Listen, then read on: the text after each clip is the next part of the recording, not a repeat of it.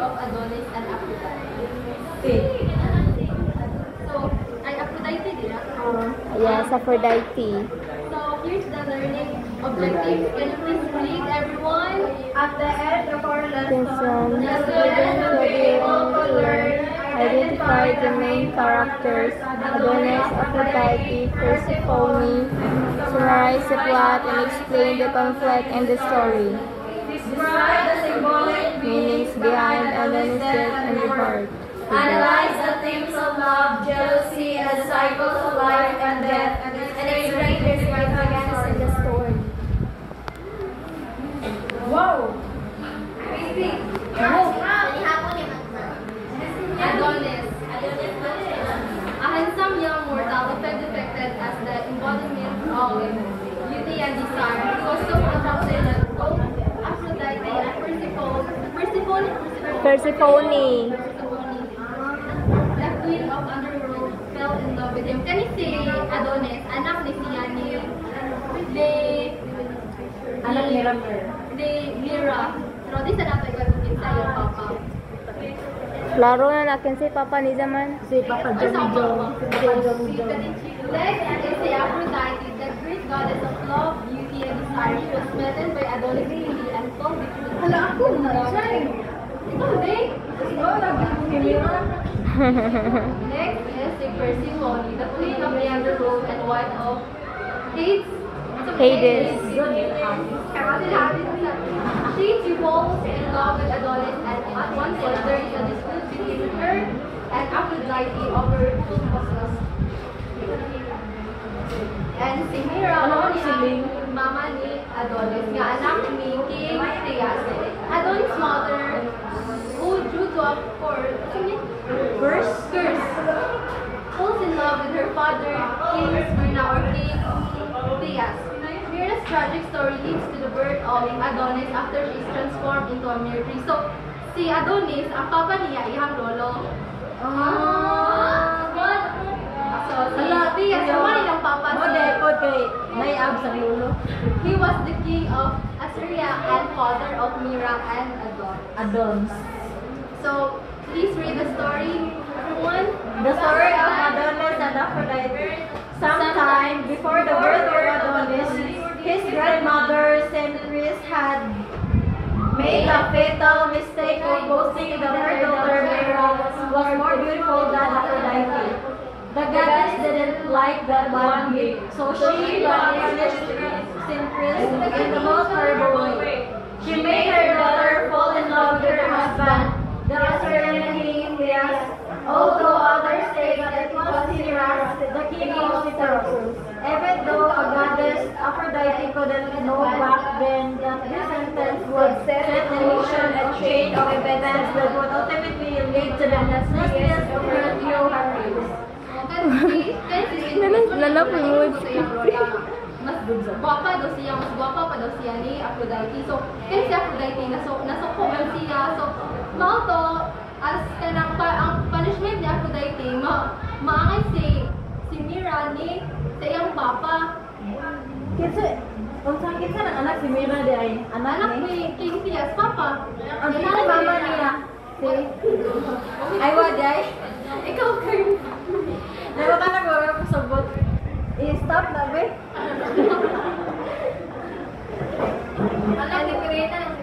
One day, urged by consuming passion and with the help of her nurse, Mira sneaked into her father's bed and faced into him in the dark.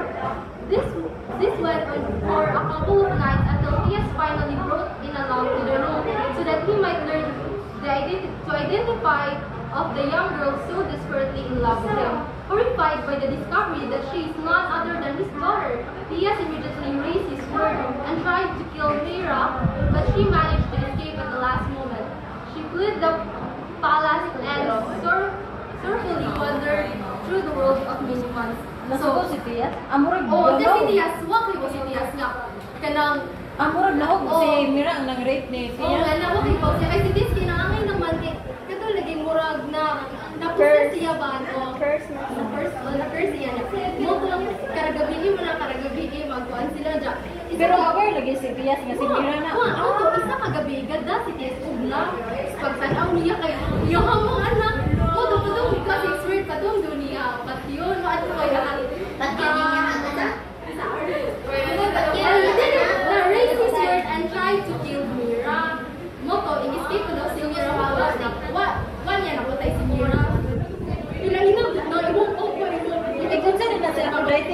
Tiyas di ay.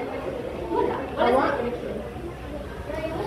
Next, to make matters even worse, soon enough she realized that she was pregnant. So she started praying to the God for salvation. It was a strange prayer. Oh God, she cried, if you will listen to my prayer, I do not shun a dreadful punishment deserved. But now, because of my life offends the living and dying, I offend the dead. Drive me from both conditions. Change me and refuse my flesh both life and death. Sebab tau gak siya ma. Kita yang di ba mo to ba nila ka. Kapila po sila nagkuan chay. Bino ko karon gabi hangtod na nahuna ano lang ni Tias nga magda siya og lang daw. O karon gabi sila mas. Oh, pagit sa mana. Kasi na-curious ko rin to si Tias kinsa ang iyang kaaman. Mo to gada siya og lang. Ngano na ibo ganina si Mira ni Tiyas? Kay Dickers ni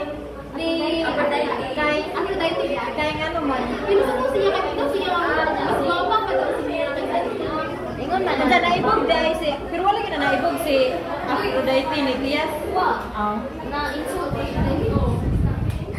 Sumoto mga naibuan man ni Mira nga nabuntis siya. Guys, nabuntis siya.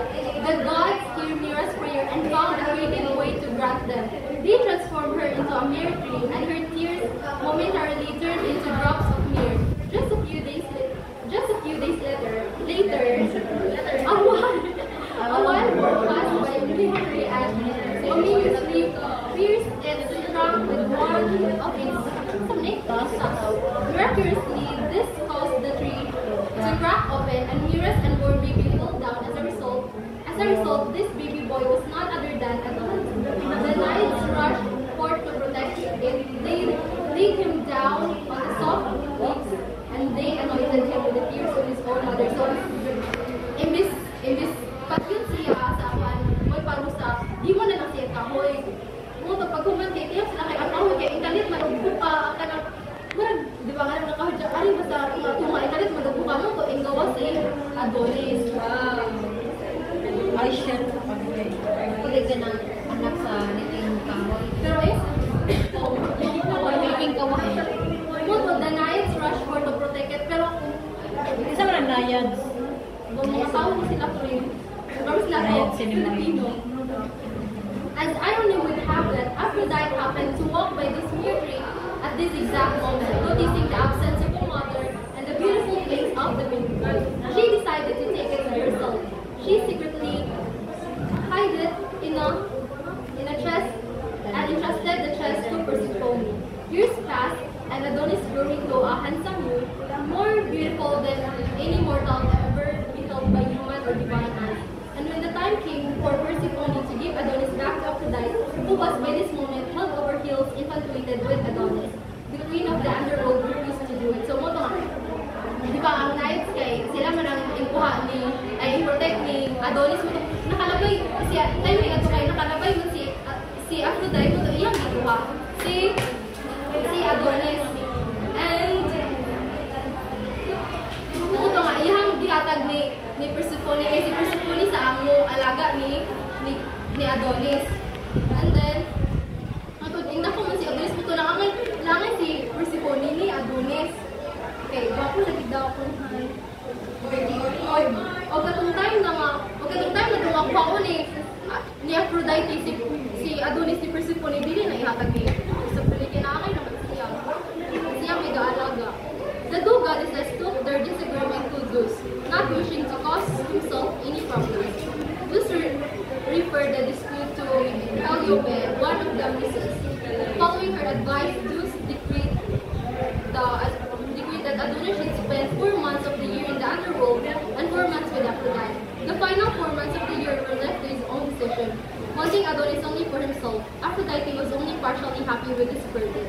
As Calliope soon found out, namely in the act of retribution, the goddess of love engaged the Thracian women to kill Orcus, Calliope's son.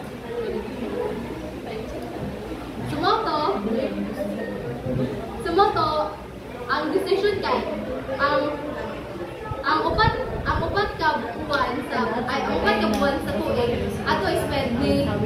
Adonis sa underworld unsa ang upat Adonis ni Aphrodite. Adonis love ay kamu si basa Adonis loved Aphrodite almost as much as she loved him. Unsurprisingly, every year he chose to spend his own 4 months with her. While the two lovers were together, the sun shone brightly and the soil was kind to the people. Flowers bloomed and fruits ripened.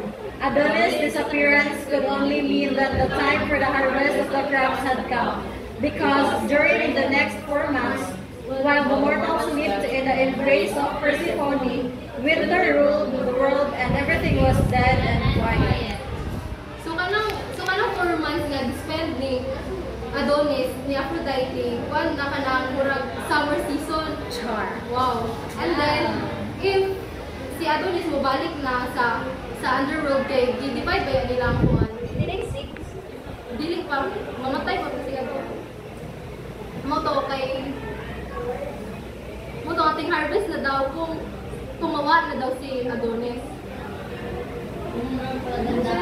Ang sa underworld na dito si Persephone. Kasi yung ang queen. Azo kay wa magsilo si Hades.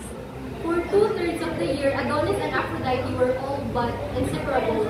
Aphrodite was so smitten with this handsome mortal that she started neglecting not only Olympus and the heavens, but also the care for her own sweet beauty. She became Adonis' constant companion, roaming through the woods with him and sharing the house. Her skirt tilted up to her knees in the manner of her dress. However, as much as she learned to enjoy hunting harmless animals such as the hero or the deer, she kept away from the fierce wild beasts. Dear boy, she constantly advised her lover, do not be rash, do not attack the wild beasts which are armed by nature, lest your glory may cause with great sorrow. Neither youth nor beauty nor the deed which have moved Aphrodite have effect on lions, bristling boars, and the eyes and the tempers of wild beasts. Words have the force of lightning, the curved thoughts, and the reach of tawny lions is unlimited. I fear and hate you all. But unfortunately, Adonis didn't take Aphrodite's advice seriously, and one day after his dog aroused a wild boar from its hiding place, Adonis pierced it with his spear. However, the boar countered fiercely. It raced after Adonis and sucked its deep claws in the young skull, stretching him dying in the yellow sand beneath his feet. Now some say that in order not to scare him, Aphrodite omitted one crucial detail while warning Adonis, namely that her lover Ares would transform himself into a wild beast. Kani si Adonis kay nang-hunt siya, Moto gingnan siya ni moto nga kanang gibalaan siya ni Aphrodite kung say mahitabo kung hunting siya kasi makatagda siya o wild boar mura ya kanang mapakan siya or siya sa murag gusto na rin sa wild boar moto si Adonis kay moto basta ka daw si Adonis kay nang hunt niya pag-hunt niya kay nasi nakatago ng wild boar moto murag gisuman masukad ba siya Murag baboy lang. moto pero according to daw sa other myth niya, katudong wild boar kasi ko daw to si Ares. Apollo. Kaya si Apollo Ay, kay de? nanay mo ni Aphrodite. Dili Ares. Kasi daw si Apollo. Sumago ni si Adonis para mawala sa baka. According ko daw sa other myth, basin daw si Persephone daw to kay nasa man siya kay mas sweet na lagi daw si Aphrodite o si Adonis mo. Kung di pa daw niyang wild boar para mamatay si Adonis kay para si Adonis ang iyang na yung life ato niya mas spend sa underworld so which is magkauban na sila dili na si kay di ba ingon sila nga kung si Persephone di ba si Persephone kay mag-spend man og 6 months sa underworld niya 6 months man niya dili sa underworld upper world Sa Olympus. World bahay ni Kuya. Umoto siya. Maman, kaya si Hades, yung sa kay Bawman na, dahil ka-appear ni si Persephone. Ay, ikaw sa Hades sa Persephone. Magkasama. Balimurag na hiwala lang. Ang brog anak-anak nila si Adonis. Kintahay. Kintahay. Basin mo sa tanaw ni Hades. Pero si Persephone kay naalay. Pero hikap ko pilit.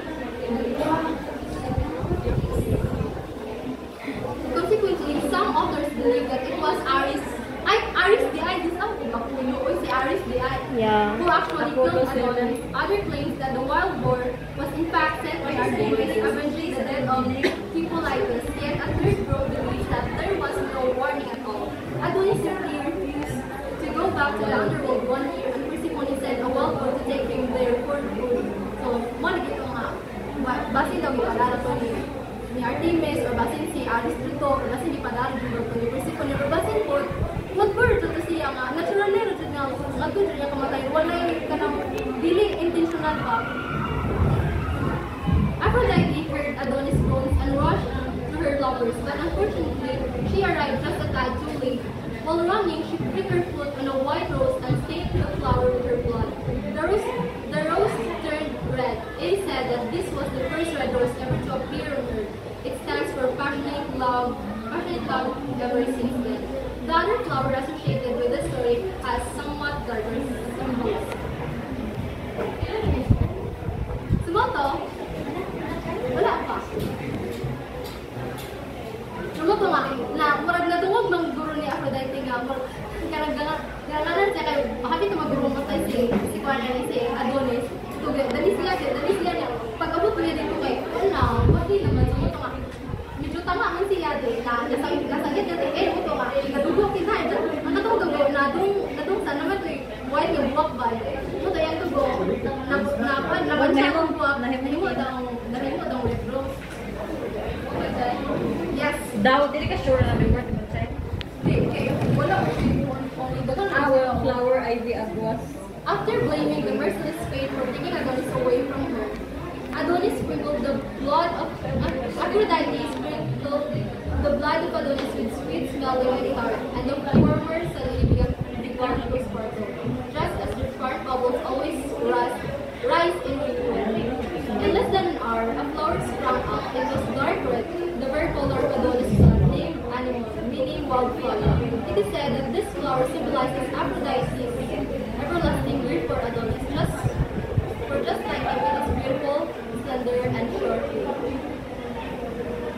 So mo ay nagkanang ko ni para intro nang para ni katong si Adonis kay nadung naman siya sa underworld mo to si Aphrodite di man siya musugot nga ato siya so ihangyo siya ni Zeus nga kung pwede ba daw nga maka-spend daw si Adonis o mga pila na kamans nga niya so mo to sugot man na si Zeus so ang hitabo to kay katong si ang unang kabuan ni Adonis Aphrodite ang unang kabuan ni Adonis ato sa underworld so which is okay siya kay okay ra ka Persephone na okay ka Aphrodite Pero aware lagi na silang duha nga.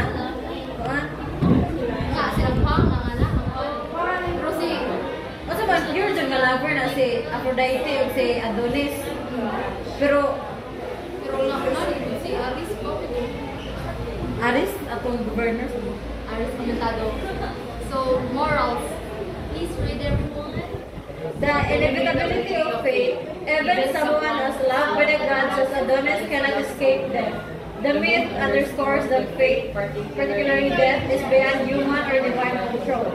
The power of love and beauty, the intensity of Aphrodite's love for Adonis demonstrates the power that beauty and love hold in the world. Yet, it also shows that even love can be tragic when intertwined with loss. So the myth of Adonis and Aphrodite serves as a poignant tale about the fragility of life, the resilience of nature, and the enduring power of love, even in the face of inevitable loss. That's all. Thank you.